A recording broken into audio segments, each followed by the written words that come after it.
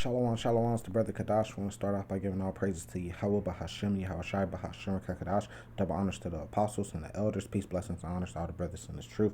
Real quick, this is a YouTube page that I always watch. It's called City Prepping, and the video is called The Next 6 Months, What to Expect. I watch a lot of their videos because they go into pretty much, what's going to happen when shit hits the fan, when all hell break loose, prepping, all these different things, the economy, what's going on, and preparing before these things come. That's what they go into.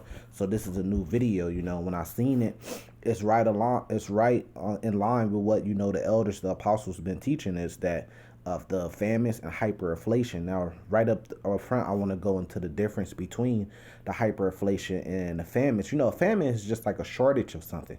So you're having a shortage, but we might not necessarily have shortages of things, which we are having those things too, and he goes into that in these videos.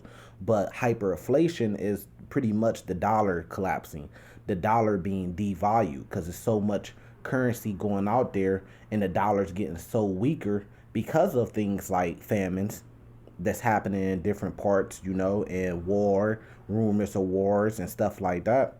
Less work. If you go to Ecclesiastes chapter 12, you ain't got the people out there working. That makes your economy weak. That makes your money weak, and that goes into hyperinflation of the dollar.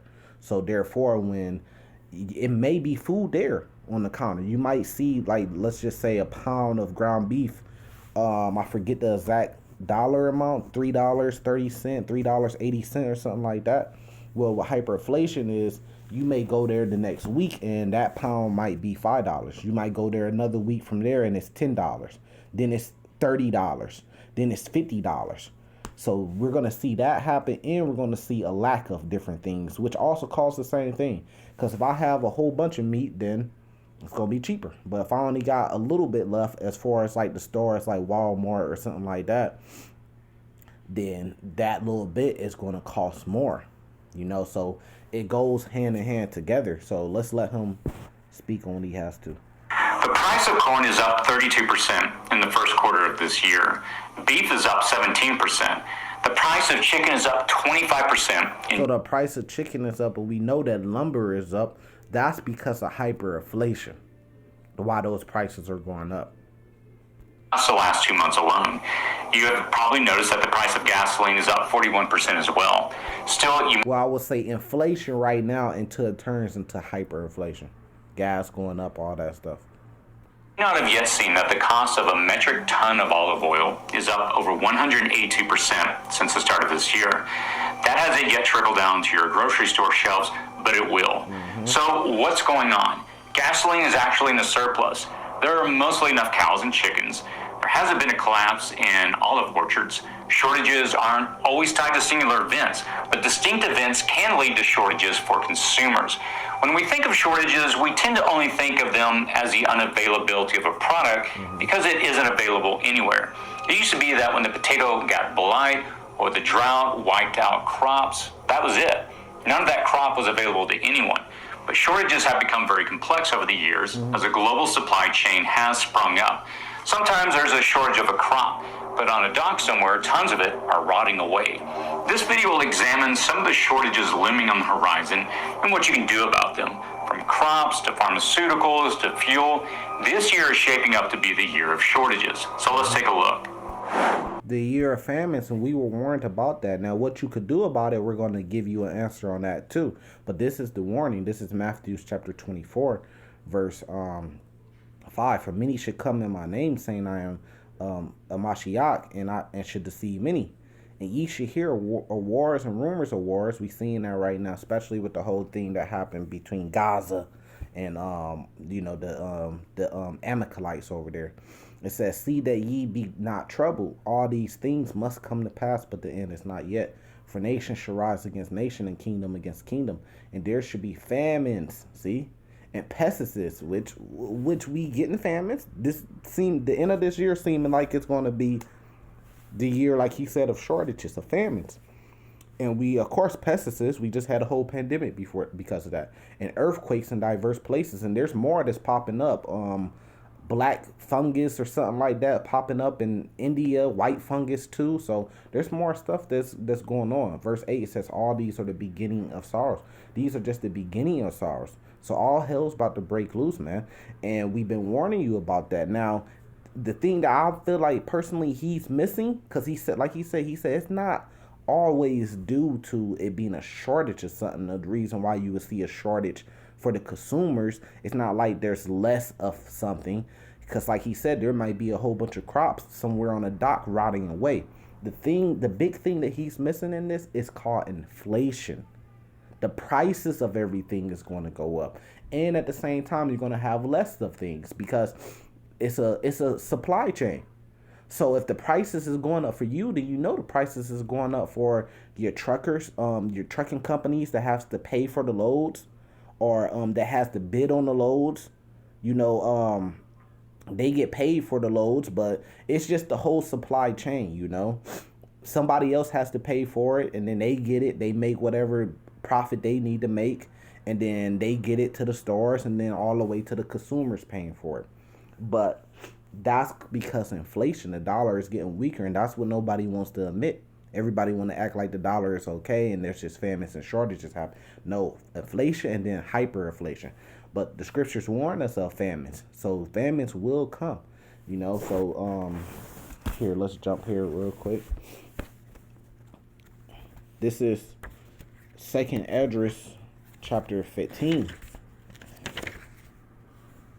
Starting at verse 14, it says, woe to the world and them that dwell therein, for the sword of their destruction draweth nigh, and one people should stand up and fight against another, and swords in their hands, especially when you have these famines. You know, it's not just, and he speaks about this, and I'm going to play it too at the end. It's not just famine of food, you know, beef and meat and chicken and all that stuff. You got famine of plastic. If you have a famine, a shortage on plastic, then how they're gonna package a lot of your meats that you get from the grocery store is packaged and packaged in plastic.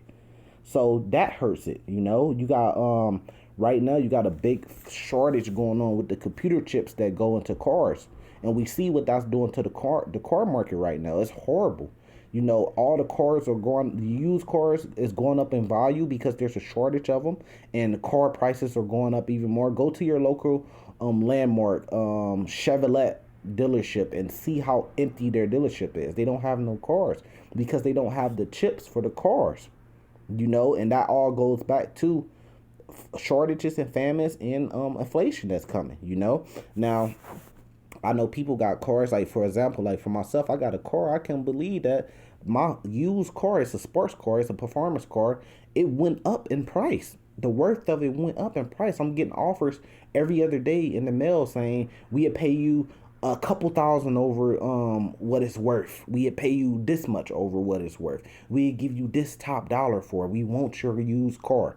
You know, we'll give you a loan to get a newer car at a very good interest rate. And I know they send those things always, but these are different type of letters that they're sending now, because that famine that's going on. You know, you post anything on the marketplace, people are coming to try to buy it instantly because there's a shortage of that stuff. We're going back to the whole microchip, and they're going to use that microchip as the mark of the beast ultimately. Now, verse 15 says, for the sword and their destruction draweth nigh, one people should stand up to fight against another, and swords in their hands. Yeah, so when you have a shortage of food and people are going hungry, it turns people into like a beastly state. You know, beastly state of mind. It's everybody for themselves. It's do or die. You know, people got to get food. People got to get resources, gas to your house, electricity. We seen that with the whole Texas thing when they power got cut off. And people start going crazy, man, because people don't want to die, so people will take what you got in order to live. So you're going to see when these things really start to happen, you're going to see women are going to get humbled, and they're going to have to go get men in order to survive. And you're going to see men pick up the sword, and men are going to go to war against each other over territories and resources. It says, verse 16, for there shall be sedition among men. You're going to see that. In evading one another, they should not regard their kings nor their prince in the course of their actions to stand in their power. I mean, as a matter of fact, the police force is being defunded as we talk. As we speak, you know, and they're getting ready, you know. to fight man against man. Verse 17 says a man should desire to go in the city and should not be able. So you're not going to be able to go in some certain cities, you know. Now, how could they do that? They could do, look, if you got the jab, you could come in this city when all hell break loose. If you don't got it, you can't come in. You can't travel. They already doing it with the airlines. If you got the jab, they're showing you a difference between the people who don't got them. And same thing at the concerts and stuff. You know, the arenas, the different events and stuff like that. You know, I've been posted where they had a ticket for like, I think $40 something, $30 something or something like that for people that got the jab, but it was $1,000 for people that didn't have it. So you're seeing that difference, you know. But it says, for because of their pride, the city shall be troubled and the houses shall be destroyed, and man should be afraid. A man should have no pity upon his neighbor, on his own neighbor. Now, you know, in this context, it's like neighbors, you know, like if you in the neighborhood, you got a neighbor, you kind of speak, you kind of wave at each other, you have a little conversation here and there, but that's going to turn no pity, you know. And but should destroy the houses with the sword, with the gun, weapons, you know, bow and arrows, going to the Walking Dead, right? It says spoil their goods because of the lack of bread. That's a famine. For great tribulation, because that famine and those shortages and inflation, hyperinflation cause tribulation, you know. Now you go back to Matthew chapter 24. If you jump down to verse 12, it says, and because iniquity shall abound, the love of many shall wax cold. So that love ain't gonna be no more love in these streets, man. It's gonna be, you know, do or die. You know, people are gonna do what they gotta do to get the resources and the comfort and stuff that they desire, you know. And it says, but he that shall endure unto the end, the same shall be saved. So you got to endure to the end. Through great tribulation must we enter the kingdom of heaven. You know, you're going to have to endure to the end. You know, there's wacky tacky Christians out there that think they're going to be rapture up before all this happened. Like here in the next couple of weeks, they're about to be rapture up and they're not going to have to go through none of this while the world goes through. That's not how it works, man. We're going to have to go through much tribulation. He that endured to the end shall be saved. You're going to have to go through people hunting for you, people trying to break into your house and take your goods if they know you got goods, people trying to yak you out your car and take your car because there ain't no gas, but you got gas in your car. You know, you're going to have targets on your back. And this show is great, City Prepping, his page, because he also goes into, they call it, it's slipping off the top of my head, I think he calls it like how to be the gray man or something like that. Pretty much the man that goes unseen. You know, they got a picture of a guy with a hoodie on. Nobody really noticed him. He's saying that that's what you want to be when all hell break loose. You don't want to be a target. You don't want to put a target on your back. You kind of want to be a gray man, a shadow man, where you could just move around and nobody puts a target on you, you know. So it's a great show. You should check it out. See Prepping. Matter of fact, let's let this play. I think I want to skip all the way about right there. A titan of industry said, the bigger you get, the harder it is for everyone to stay on the same. Gotta throw a commercial in there, huh? Escalate. Any perceived shortage can lead to panic buying and further disrupted ripples in the supply chains. Yep, and it gets worse and it comes down like domino effects. We seen that when the pandemic first started. What? Panic buying on tissue. And then you go to this store, you go to that store with no tissue left. We seen that, you know. So, and then they had to start putting up limits. You only could take 2 per person. Even the power you use in your home is tied to the fossil fuel industry. The only real solution beyond a significant investment in energy and grid independence, which isn't a possibility for most, is to reduce your consumption and need for consumption. Having some alternative means of energy production, like a small solar generator sufficient to run a small heater or solar-powered cooler, is becoming almost a necessity. The energy infrastructure isn't... And that's a great thing, because even I thought about buying, you know, a little backup generator, maybe some solar panels or something like that. But the point is no, because what it's going to do is it's just going to put a target on your back. When people see that stuff, they going to know that you got power. Everybody else ain't got no power in the neighborhood, but they see you with a big solar panel on yours, and they see you with lights on. What do you think they're going to do? To improve anytime soon. So whether it is a grid going down or lack of tanker drivers, expect spikes in costs at the very least and shortages and outages at the worst. Prepare accordingly. Make sure you can live with minimal power if the situation demands it. More shortages. And this is talking about in the next 6 months to come. This is just another opinion on what's going on. This is 1 Corinthians 4:11. It says, even into this present hour, we both hunger and thirst and are naked and are buffeted and have no certain dwelling place. That's how it's about to be, man. You about to have shortages. You going to be hungry. You going to be thirsty. A lot of people out there going to be naked. They ain't going to have clothes or whatever. It are buffeted and have no certain dwelling place. That's the point. So no, you don't want to get a generator and a solar panel and get some weapons and some guns and try to stay at home and ride this thing out. You're going to be like a pilgrim upon earth. You're going to have no certain dwelling place. It speaks about that in here. What is that verse? Second Address chapter 16 verse 40. It says, oh my people, hear my word, make you ready to battle. Why? Because all hell's gonna break loose. Sedition amongst men fighting against men with the sword, wars, famines, shortages, inflation, all that stuff is gonna happen, man. Now you see an uptick in crime right now. Why? Because things is getting harder, man. After the pandemic, everybody was ready to jump back out, and you see a lot of people just saying, look, man, forget it.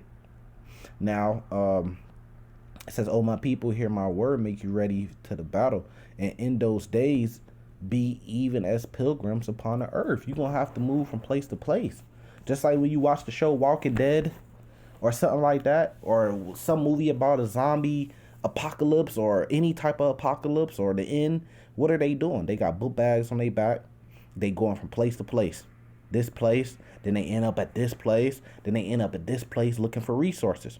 You're going to have to be like a pilgrim upon earth, man, just to go into that. Well, understanding that shortages can occur even in times of abundance, we're all facing shortages of food, over-the-counter drugs, and fuel. Here is a quick list of several other shortages that you may already be feeling. Computer chip shortage. You may have noticed a chip shortage. This chip shortage is a problem for consumers wanting anything with a computerized component. And that is pretty much anything you buy today. From mobile. And that's what's going on with the whole core shortage thing, is because they don't have the computer chips. And the computer chip, you need the chip that goes in the core because that controls everything. It controls how much air and fuel ratio your car gets, starting up your car. It controls basically it's like the brain of the car. Homes, to cars, to televisions. If you don't see high prices and back orders in your area, you will. A drought in Taiwan, coupled with COVID-19 woes, have seen supplies evaporate. Plastics. Texas is a crucial plastics exporter. The winter storms forced many plants offline, and they are more challenging to restart than you might think. Plastic costs result in rising packaging costs. These costs have already increased 40% this year alone. That cost gets transferred to the price of almost every product you buy. Palm oil. Palm oil production has suffered from both floods and labor shortages. Palm oil is not used as a cooking oil, but it is widely used in food processing. It is found in many supermarket products, including bread, pastries, cereal, peanut butter, chocolate, and margarine. It's also used in personal products like shampoo, cosmetics, cleaning products, and biodiesel. Global demand is growing dramatically at a time where output continues to dwindle. So while you may never feel a shortage because it isn't in your pantry on a daily basis, you will feel the impact of the shortage when manufacturers and food processors have to stop or throttle back production. Lumber. While some mills were forced to close temporarily during the pandemic, a white-hot housing market, those working from home looking to delve into their home projects and build more space, and continued demand for furniture and pulp have all driven lumber prices up tremendously. While inventory is high in some areas and low in others, the lumber problem is further complicated by the trucking and distribution difficulties. Tariffs on Canadian lumber have also forced prices higher. The cost of a new home is an average of about $36,000. If you're looking for a bedroom set, prepare to get in the back order log, as you will be waiting for at least a few months for delivery. So while there is still lumber available, the soaring costs amount to a shortage of availability for the average consumer, drive up the prices, and lower the inventory of thousands of other consumer products. And that's because inflation. So there is lumber out there. There's trees, there's lumber, but the inflation is making the prices of the lumber go up. Same thing with oil, same thing with gas. Now, there's a big shortage or famine on truck drivers too. There's always been a shortage on truck drivers because it's not an industry where a lot of people want to go into because people want to be at home. People don't want to be over the road and away from their families. But there's even more now with the pandemic and, people being able to get on unemployment and sit at home and they don't want to go out there and work and be a home away from home and away from their families while all this stuff is going on. Now, there's a big shortage on that, Let's look at it. Chicken and pork. Due to the increased demand and shortages caused by devastating winter storms in Texas, chicken is getting harder to get. Raising chickens in large-scale production facilities isn't easy nor very healthy. It's created a very fragile supply chain susceptible to failure. Expect these shortages to continue, and you should try to find local sources for both eggs and chicken. The pork shortage dates back to the early plant closures due to COVID outbreaks. Now, inventories have been brought thin, so though plants are reopening, demand outstrips supply. Coffee. Coffee production is stable worldwide, only down a few percentage points from previous years. Get ready to see Starbucks prices go up, man.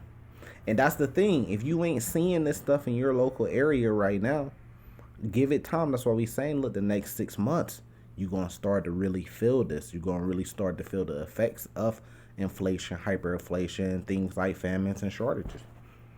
Shipping delays will cause shortages and price spikes.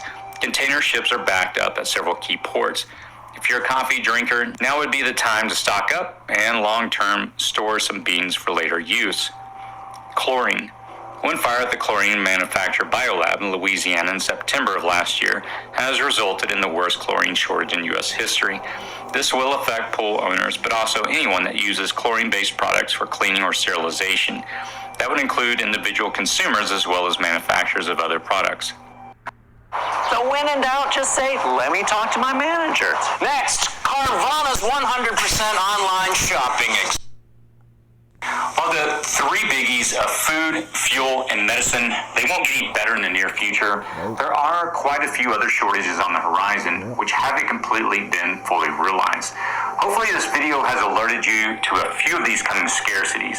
If you take one thing away from this, it should be that decreasing your dependence on a just-in-time manufacturing and distribution system, it should be your priority. And the way he goes into that is saying by, growing your own food and stuff like that, maybe stocking up on food, but that's not the way. And that leads us to the last question is, okay, what should you do? When these evils come upon the earth and these things start to happen, what can you do? This is Matthew chapter 6, verse 24. No man can serve two masters. So there you go first. You need to serve the Lord. For either he will hate the one or love the other, or else he will hold on to the one and despise the other. Ye cannot serve God and mammon. Verse 25. Therefore I say unto you, take no thought for your life. So don't take no thought for your life, man. It's really nothing you could do about it. But you need to serve the Lord so the Lord can save you. It says, what ye should eat or what ye should drink, not nor yet for your body what ye should put on. Because remember, in 1 Corinthians chapter 4, verse 11, it says people will be naked, people will be thirsty, and people will be hungry. So look, it goes right along with Matthew chapter 6, verse 25. It says, what ye should put on is not the life more than the meat, and the body than raiment. Behold, the fowls of the air, for they sow not, neither do they reap, nor gather into barns, yet your heavenly Father feedeth them. Are ye not much better than they? So the same way the birds, they don't have storehouses where they have a whole bunch of food and stuff like that set up. They have little portions, but the Lord feeds them every day. And that goes into being a pilgrim upon the earth. You're going to have to move from place to place, and the Lord is going to guide you to resources. If you be a part of the elect, if the Lord saves you, the Lord is going to guide, but you're going to have to go through that tribulation. It's going to be hard on earth. We going to be here doing tribulation, man. You just got to get that through your head. And then we going to be going from place to place. No certain dwelling place. A pilgrim upon the earth. The Lord's going to feed us here. Feed us there. Supply for us here. Supply for us there. Look out for us here. Look out for us there. But that's when your faith is going to be tested. That's when you're going to really see who believes in the Lord or not. So just like the birds, right? In that verse 27, which of you can, by taking thought can add 1 cubit into your stature. So which of us could make ourselves taller by just thinking about it? Now we gonna get that spiritual power. The Lord gonna give us that spiritual power. Now verse 28, it says, "And why take ye thought for raiment? Consider the lilies of the field, how they grow. They toil not, neither do they spin. And yet I say unto you that even Solomon in all his glory was not arrayed like one of these. Wherefore, if God so clothed the grass of the field, which today is, and tomorrow is cast into the oven, shall he not much more clothe you, O ye little of faith?" So your faith is going to be tested. So don't worry about getting solar panels, generators, stacking up on food. Just have faith in the Lord. Now, if you got a little bit of extra saved up, okay, cool. But don't be planning on just staying in one place and riding this thing out. That's not going to work. That's not how it's going to happen. Verse 31, "Therefore take no thought, saying, what shall we eat? Or what shall we drink? Or wherewithal shall we be clothed? For after all these things do the Gentiles seek." The Gentiles are going to be seeking after that.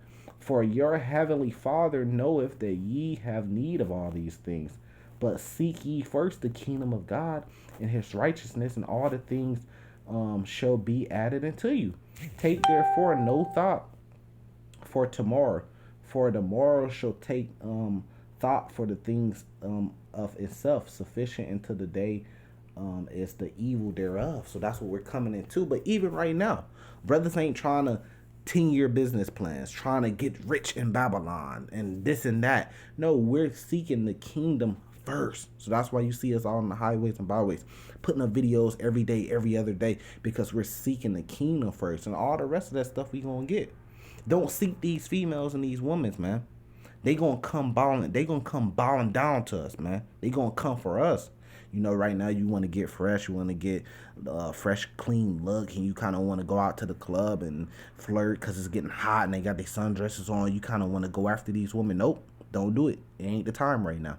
Seek the kingdom of the Lord, and when things change for the better, they gonna come by the flocks. And then you gonna have the power in your hand. You're gonna be, if you be elected a man of the Lord, you're gonna be sought after. You're gonna be the one that's making the decisions. Oh, do I want to mess with her? Not you asking her if you could take her on a date and she's deciding if she wants to mess with you or not. You're gonna have that power now. Wouldn't that be so much better than the way it's set up now? So you got to seek the kingdom first, man, and all these other things are going to be added to us. So hopefully this has been edifying. I'm gonna say salvation to the elect. Shalom.